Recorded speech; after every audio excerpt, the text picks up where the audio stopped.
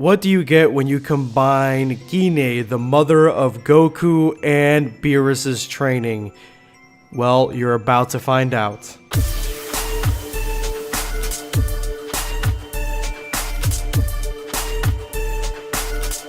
Know your place, worm. Prepare yourself. Damn Saiyan.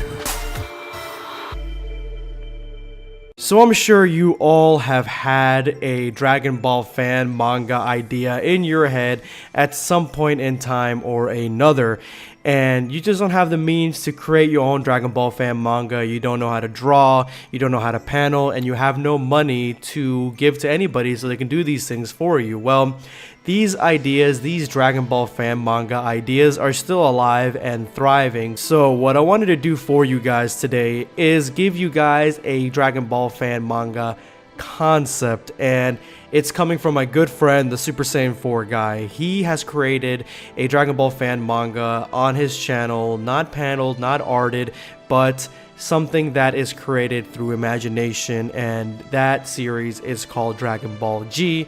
I'm gonna leave a link to his series in the description below, as well to his channel. Make sure to subscribe to him, and make sure you like this video if you like anything that either I or him had to say. He's gonna go ahead and run through his ideas for the first two videos that he's had for Dragon Ball G, which is a story of Gine training with BEERUS, and then you can let him know what you thought at the very end, or which direction you would like the story to go. And I promise I will have more Dragon Ball fan mangas, classic Dragon Ball fan mangas here in the future, but I did want to spread some love and give some shine to one of my dearest and closest friends here on YouTube, the Super Saiyan 4 guy.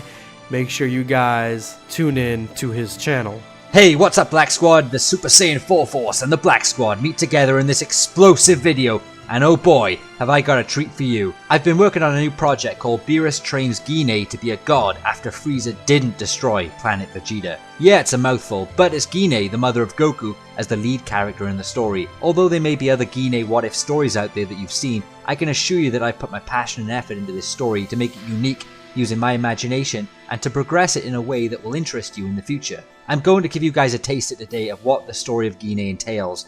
It's currently on part 2 of the story, with part 3 coming very soon, which can be found on my channel, and I plan on making at least another 20 more due to its success, so I really hope you pop over to the channel and check out part 1 and 2, as they will be in much more detail in their own respective parts, as this is only a taster here today. And I would like to thank Blackscape for not only being one of my greatest friends here in the Dragon Ball world, but one I've respected since he and you guys, the Black Squad, have risen, grinded, and carried out your Zero Mortal plan. I love you all, and I'm incredibly grateful for Blackscape promoting my work and giving me the chance to share it today with you guys. So you'll find this taster to be less dialogue, less descriptive storytelling, but more narrating. With your support and love, I'll continue to script them. Now, part 1 of the story begins with the events of Frieza about to destroy Planet Vegeta.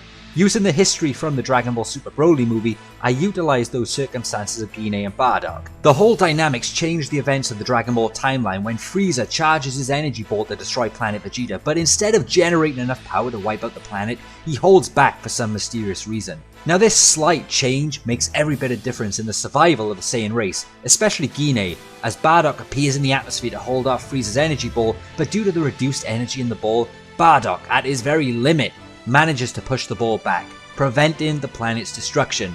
Now this leads to a dialogue between multiple Saiyans on the ground when Frieza and his men approach. The change of circumstances becomes apparent when Frieza gives Bardock a choice to either be killed or the planet will be destroyed, to which Bardock nobly dies to save the remaining Saiyans. The Frieza Force strips the Saiyans of their equipment and destroy the cities, and forces them to live in ruins like wild animals how Frieza perceives them.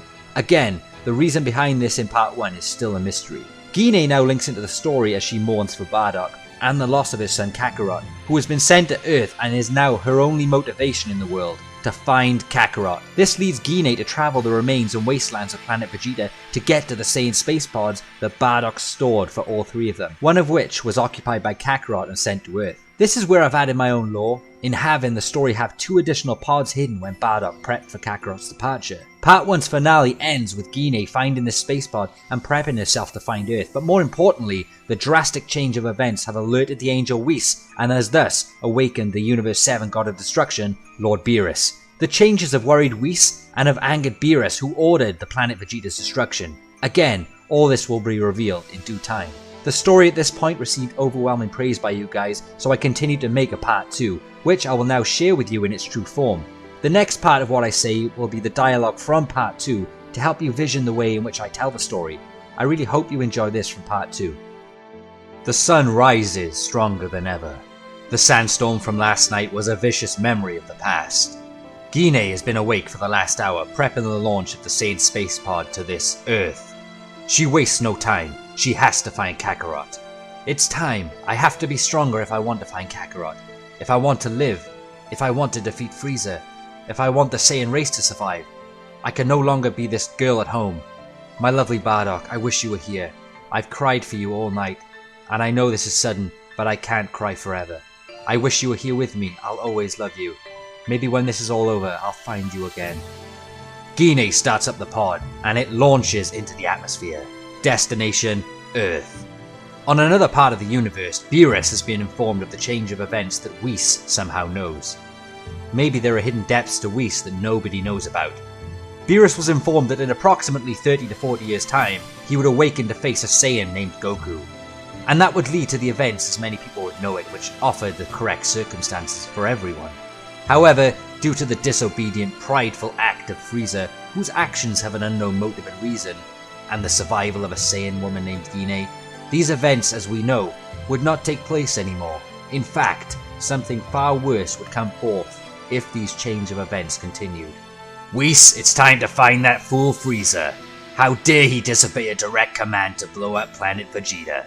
I want his head. There's a reason I wanted that planet destroyed, and after your foreseen vision of me facing this Goku, I can see now my instincts were correct. Let's go. Yes, Lord BEERUS. However, we must tread carefully.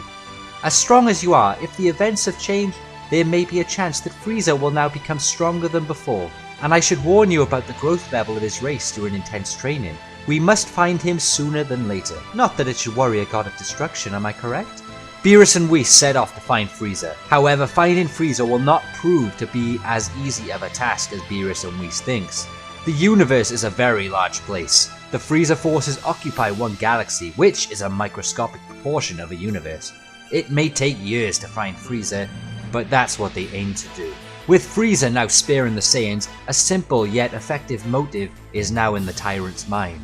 Now that he's let the Saiyans live, he is suddenly more determined than ever to become stronger and face this fear of his, the legendary Super Saiyan rumor. Those pathetic apes. They actually think that I want to kill them by the roots so that I don't have to face off against their greatest legend. Well, if they only knew where I got my information from not to destroy the planet Vegeta.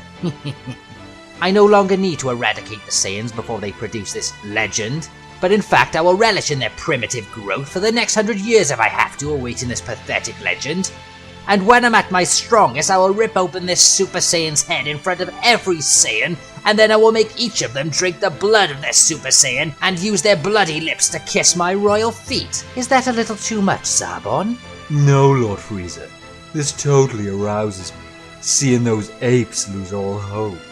And so, it seems Frieza had the heads up prior to exterminating planet Vegeta. Whoever talked to Frieza must know more about the future than we know, but the question is, who? Many months pass, and Gine's space pod comes crashing through the atmosphere and lands on an island to the south. Gine had endured a long travel, but now it was time for her to surface from the pod. The pod indicates that there are safe oxygen levels in the environment around. What seems to be an island surrounded by many more, with bright skies, Gine arises and takes a deep breath of fresh air and says, "Now, the true story of the Saiyans begins." There is no one else around, so Gine decides to set up her supplies next to a small cave tucked away at the back of the island.